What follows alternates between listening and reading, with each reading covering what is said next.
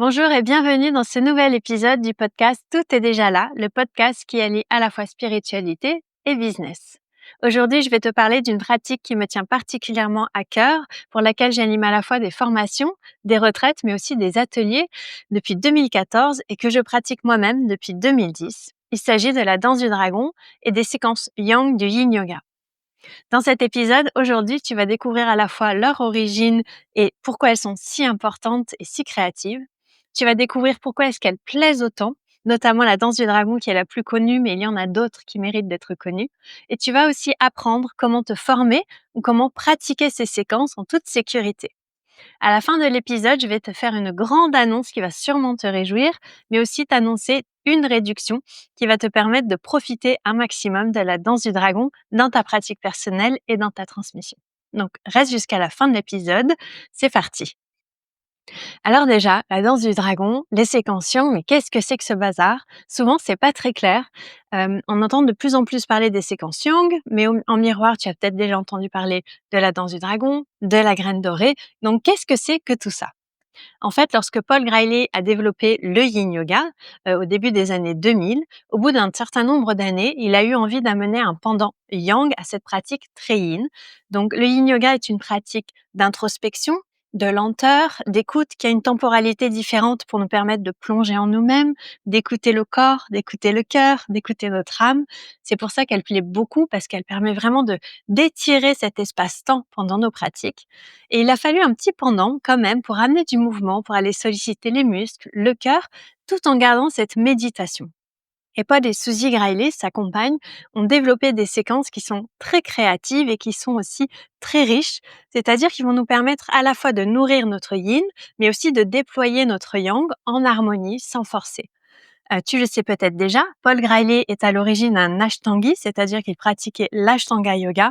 C'est un yoga qui est assez physique, assez intense, très codifié, et il s'en est éloigné petit à petit puisqu'il allait de plus en plus vers des pratiques, plus comme le qigong, le tai chi et la respiration. Les séquences Yang sont pleinement inspirées, en fait, à la fois de ses recherches en anatomie, où il a trouvé que l'ashtanga était peut-être parfois un petit peu trop dur, un petit peu trop intense, surtout au regard de sa pratique de méditation et de yin yoga. Et puis, il a aussi eu envie de pouvoir, je pense, amener plus de créativité.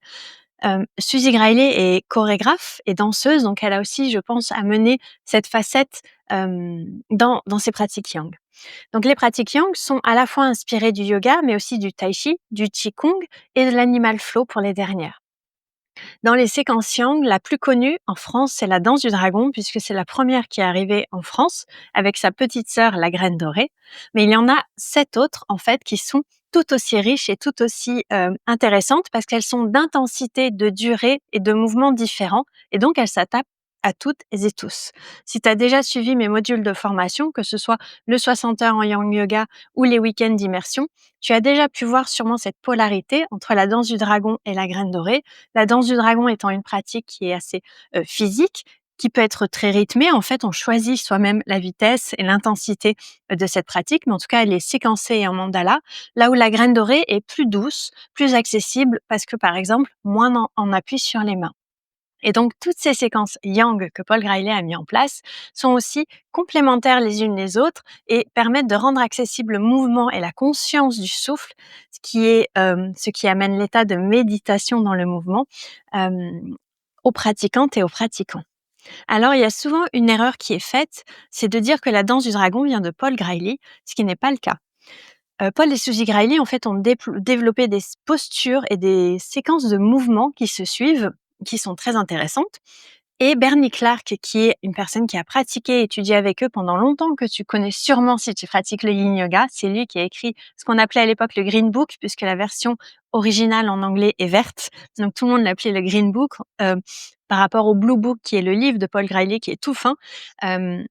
En France, il a perdu cette couleur verte, mais ça reste toujours le Green Book pour moi. Mais en tout cas, Bernie Clark est vraiment un élément clé dans le déploiement du yin yoga dans le monde, mais aussi de la danse du dragon, puisqu'en fait, lui, il a pris plusieurs mouvements yang de Paul et Suzy Grailey et il en a créé une séquence qui est enseignable en studio dans le sens où on revient à chaque fois à l'avant du tapis, contrairement à ce qui avait été développé par Paul et Suzy Grailey qui est beaucoup plus en mandala et qui peut être beaucoup plus perturbant pour des personnes qui ont l'habitude de suivre en fait le sens du tapis de yoga. Et c'est comme ça qu'est née la danse du dragon. Donc la danse du dragon est inspirée des postures et des mouvements yang de Paul et Suzy Grailey, mais elle a été créée par Bernie Clark. Donc c'est souvent une petite erreur que l'on fait. La graine dorée, elle, est une séquence qui est beaucoup plus douce, comme je l'évoquais en introduction, et qui a été développée complètement par Paul et Suzy Grailey.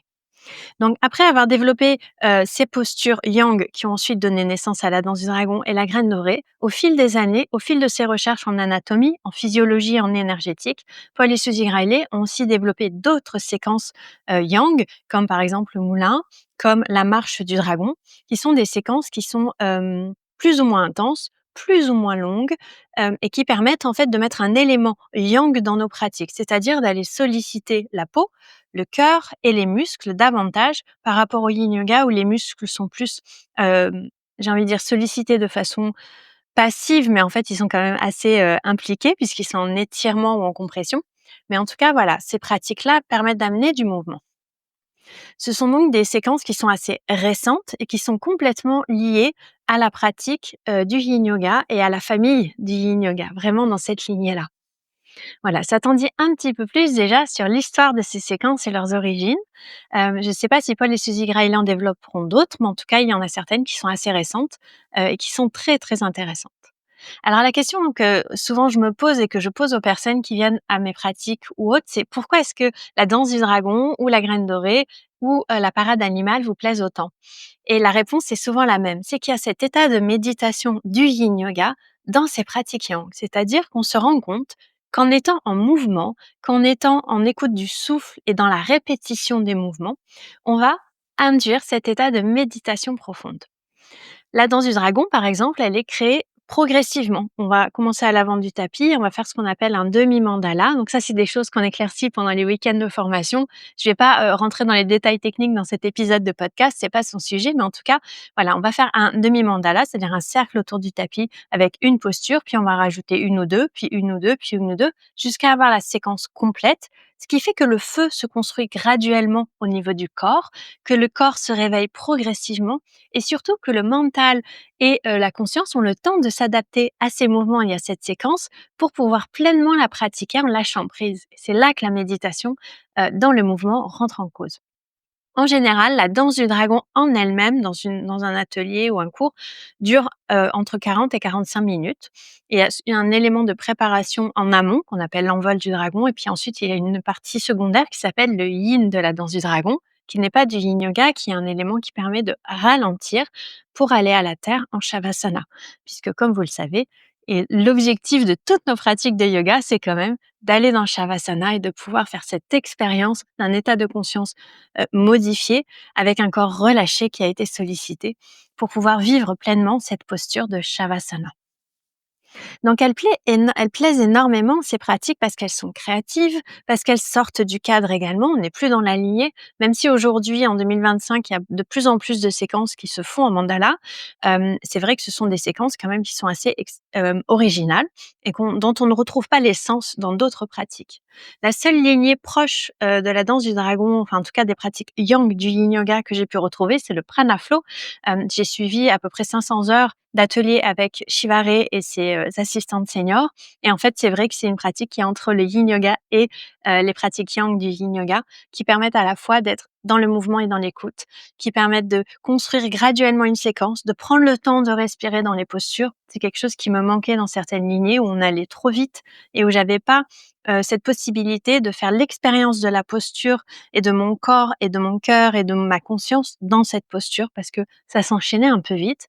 Je trouve que dans le prana flow, on retrouve vraiment ça et dans la danse du dragon, dans la graine dorée, hem, dans la marche du dragon, on a vraiment aussi cette possibilité de ralentir et d'écouter, en fait, son souffle.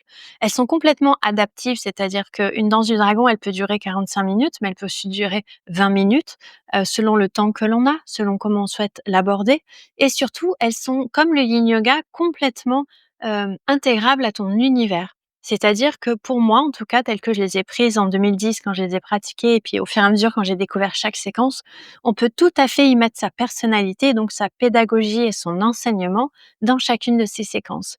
Hem, une danse du dragon que tu ferais avec moi ou avec une autre personne n'aura pas la même saveur. Parce que moi, j'emmène mon bagage, qui est très empreint d'hindouisme, très empreint de spiritualité, de la nature et du chamanisme, là où peut-être une autre personne va mettre davantage, d'astrologie ou de médecine traditionnelle chinoise dans sa transmission.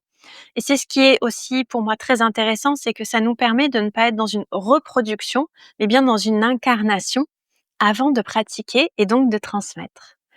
Je pense aussi que ce qui plaît beaucoup, au-delà du fait que ces séquences sont adaptives, qu'elles sont très créatives et qu'elles se mettent complètement sur notre personnalité, c'est que tout le monde peut vraiment pratiquer ces séquences-là. Alors sur la danse du dragon de Bernie Clark, il y a quelques bémols.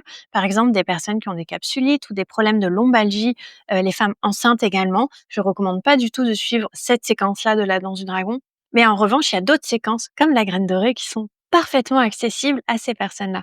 Donc c'est vraiment génial de pouvoir tisser et puiser comme dans une boîte à outils et tu sais que c'est ce que j'ai à cœur en fait pour chaque personne que je forme ou que j'accompagne, c'est de pouvoir donner une boîte à outils dans laquelle la personne va pouvoir vraiment puiser pour sortir tout ce qu'elle a à offrir au monde en fait avec ces outils-là qui deviennent finalement les siens.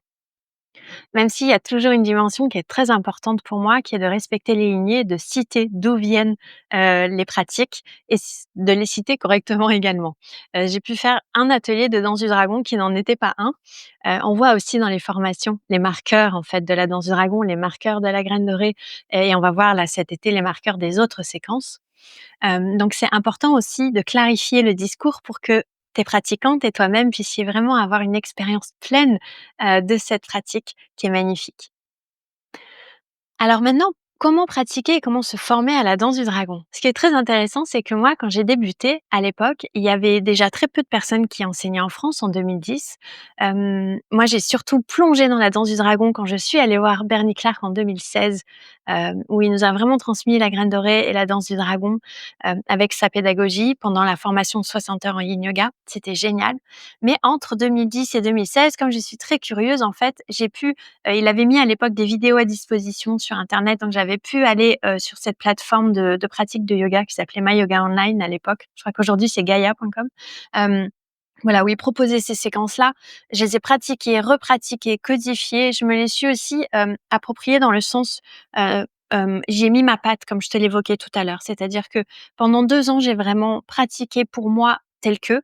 J'ai ensuite fait des premiers ateliers tels que, c'est ce que j'ai appelé moi le fil rouge et ensuite petit à petit, comme j'aime donner des thèmes, par exemple en 2014, j'avais fait le chemin des éléments que je vais refaire d'ailleurs cette année et en fait, c'était des pratiques yin-yang qui suivaient les éléments avec ma vision des éléments, avec tout ce que je voulais y mettre et donc j'ai pu, transmettre par exemple la danse du dragon, bah, sur l'élément du feu, la graine dorée sur l'élément de la terre, mais en y amenant cette dimension, enfin si tu as déjà pratiqué avec moi, tu le sais, mais à la fois de l'autel qui était au centre, du cercle, de la musique que j'avais choisie, parce que je crée toujours des playlists, des mots que j'ai choisis également. Le wording est très important, ça on le voit dans le module écoute de soi de Yin Yoga, mais aussi dans Plonger en soi en octobre, on va aller un peu plus loin dans cette idée de vocabulaire, et de, comment dire? De discours personnel. Et donc c'est vraiment comme ça que moi je me suis formée dans un premier temps à la danse dragon. Ensuite, j'ai pu rencontrer Bernie Clark et ensuite j'ai fait des modules avec des assistants seniors de Paul Grailey qui m'ont, formée vraiment aux séquences yang du Yin Yoga et ça a été très intéressant parce qu'entre-temps, eh ben, il y a eu tout mon parcours avec le Yoga Nidra, avec les pranayama, avec, le prana flow. Donc comme je te disais, j'ai fait plus de 500 heures de modules de pratique avec Shivare.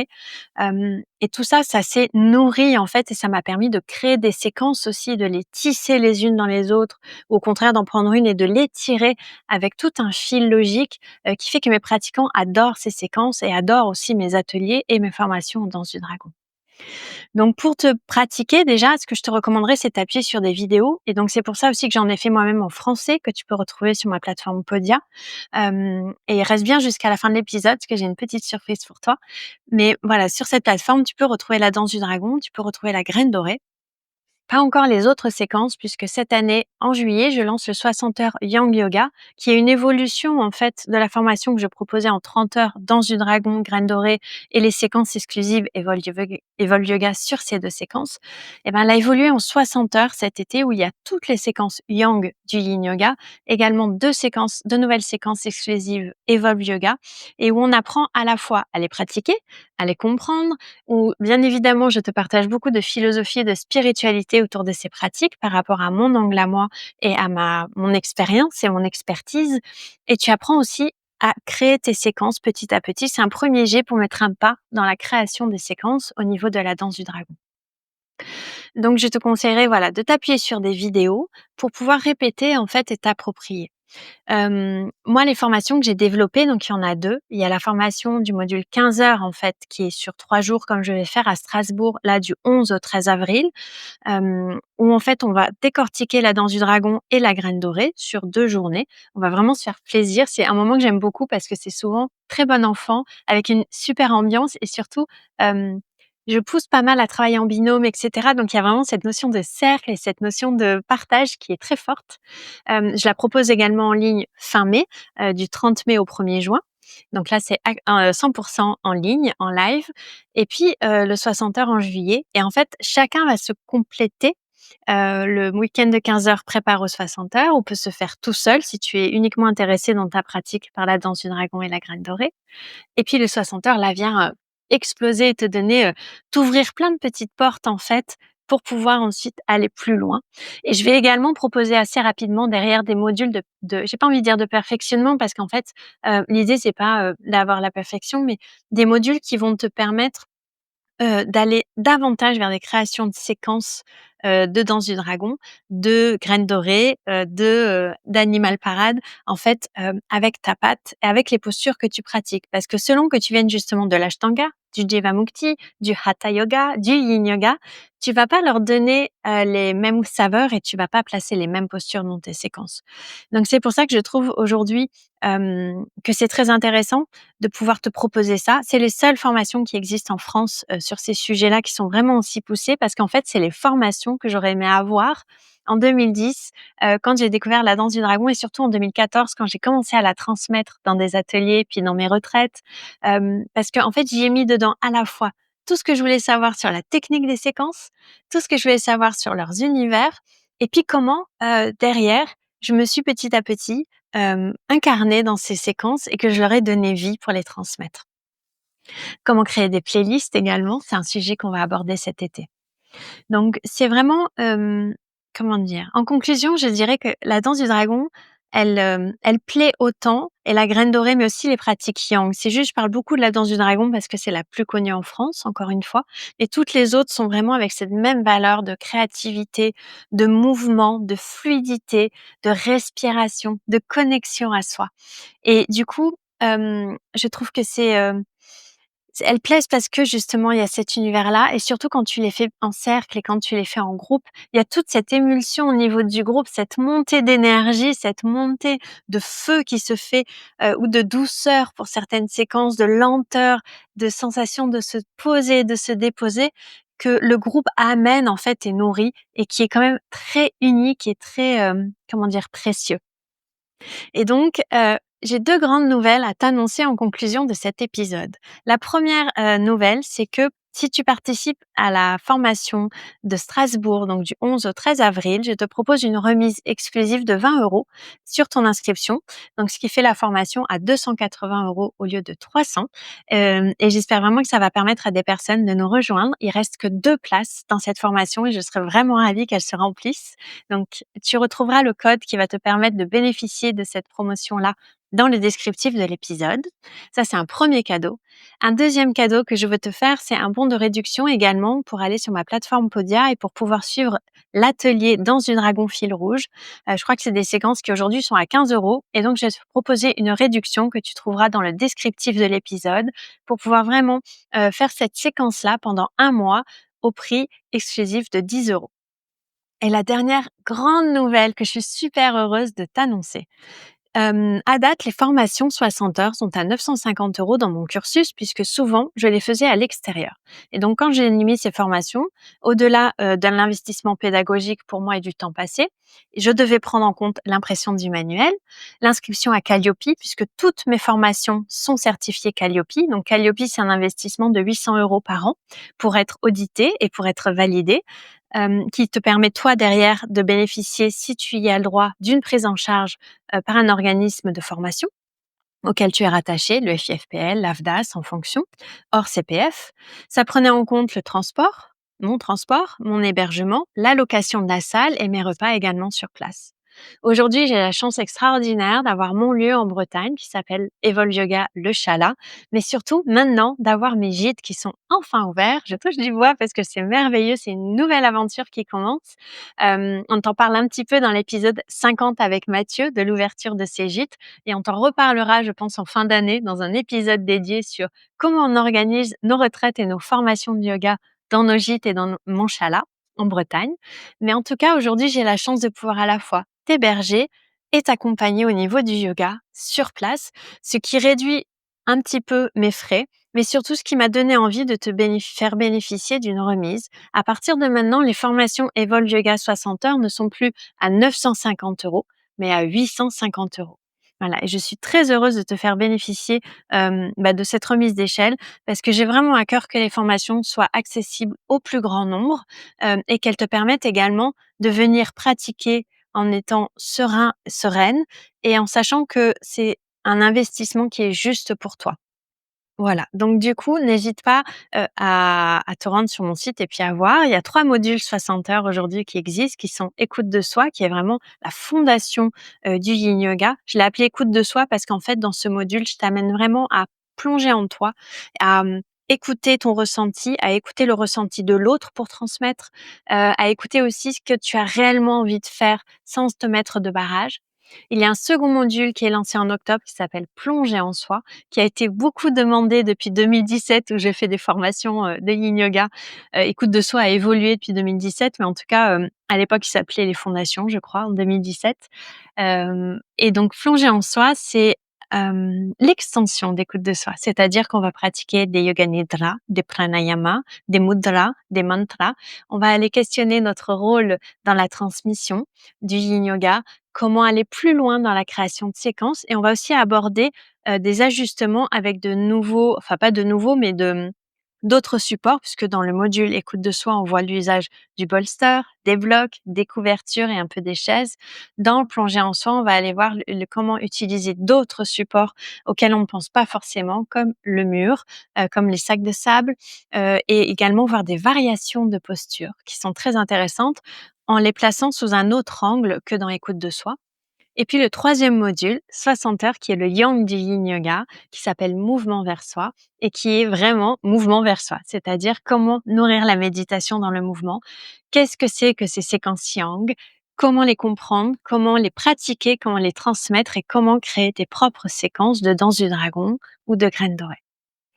Voilà, donc j'espère vraiment que ces nouvelles te touchent. N'hésite pas à me le dire en commentaire sous cette vidéo si tu la regardes sous YouTube ou sous ta plateforme d'écoute préférée. Tu peux aussi écrire sous le réel que je vais poster sous Instagram puisqu'à chaque fois que je poste un épisode de podcast, je fais un relais sur ma page Instagram, donc n'hésite pas également à aller la consulter et à me dire en commentaire ce que tu penses à la fois de la danse du dragon, des séquences yang du yin yoga, mais aussi, de cette perspective de pouvoir nous rejoindre pour te former avec une personne passionnée et experte, dans son domaine que je suis, hem et dans un lieu qui est vraiment ce que j'appelle un lieu ressource. Le Chalat, Evolve Yoga, en plein cœur des Côtes d'Armor, à 2 heures et demie seulement de Paris en TGV. Enfin, c'est idéal et tout est prévu sur place.